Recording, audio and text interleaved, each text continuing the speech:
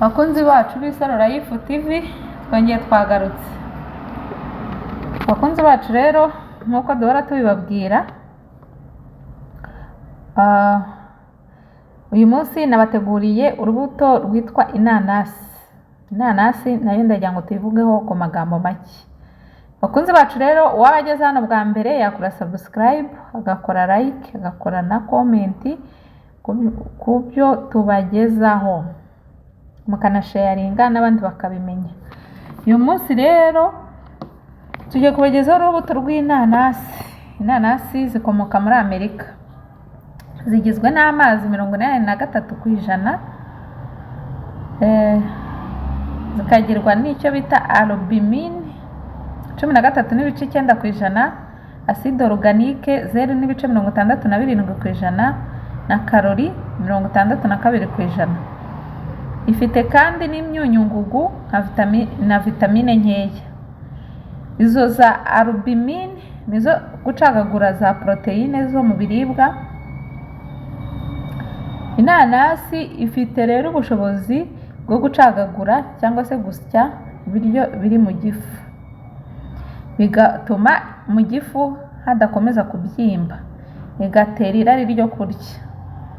Ukuvuga ngo uramutse wumva udakeneye nko kurya, wafata inanasi ukarya, bita bigaruka. Umutobe wazo ushobora gusimbura mu rugero runaka imisemburo yo mu gifu isya ibyo twariye, sike gastrique. Uwo mutobe ushobora no guhabwa abana b'impinja nta mpungenge iyo bayifunguje utuzi. Ifite umusemburo bita enzyme, umusemburo w'inanasi witwa enzyme ariho bakunze kwita bromeline, ufite ubushobozi bwo gucagagura proteine nk'ubwa pepsine yo mu gifu. Birumvikana ko uwaziriye ibiryo byihuta mu gifu, niyo mpamvu bayita substitut disque gastrique. Inanasi rero ku bantu bafite nk'inkorora irabafasha cyane. Inanasi ikabanya inkorora, umutobe wayo utuma umuntu yihagarika neza. Muri inanasi wayikoresheje wihagarika neza ndetse ugakiza nicyo bita infection yo mu myanya ndangagitsina. Ukoresha inanasi cyane ntabwo ushobora kugira ibintu bya infection ngo bize uko byiboneye. Inanasi ikindi nanone ikora, ishobora gukoreshwa n'umuntu wifuza kunanuka. Urugero ni ukurya agasate kamwe cyangwa tubiri cyangwa ikirahure cy'umutobe wayo udatetse uri fresh.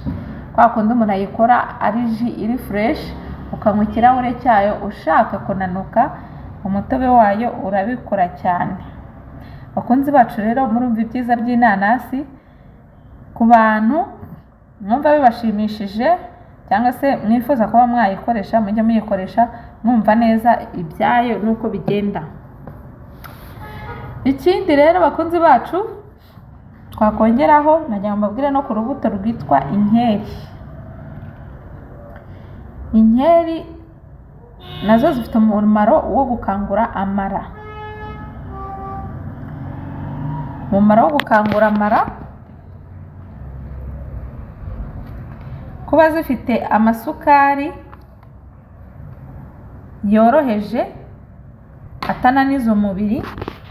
Inkeri ni nziza cyane ku murwayi wa diyabete, zirwanya rubagimpande kuko zifite acide salicylique miligarama imwe mu kiro kimwe cy'inkeri, nk'uko tubikesha umuhanga mu by'ibimera botaniste witwa Lynn. Yivuye gute arizo akoresheje gusa. Professor V. Norden we yazivurishije subtropical. Urugero rukwiriye kwitabwaho ni ikiro n'inusu ku munsi.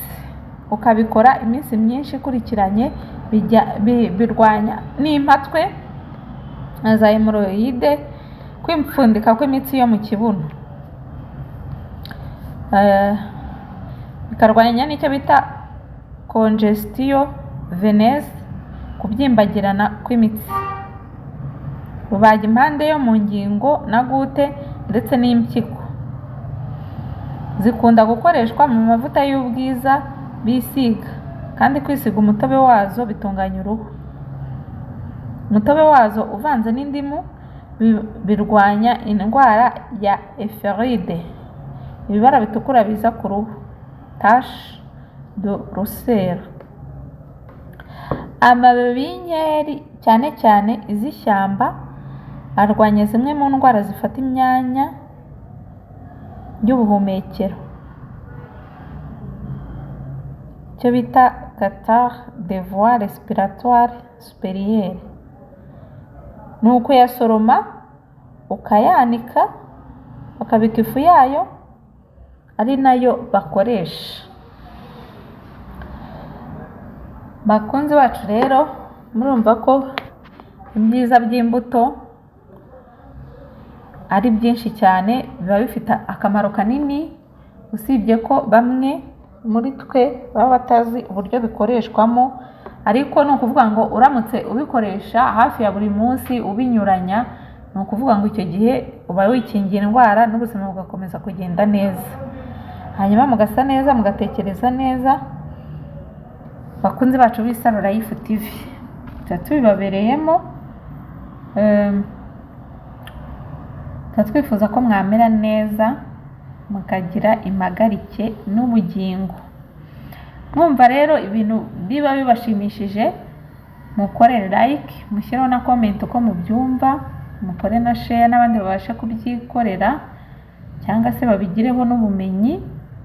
Nibyo tubasaba nk'abakunzi bacu ba buri gihe b'Isaro Life TV. Murakoze, naho ubutaha.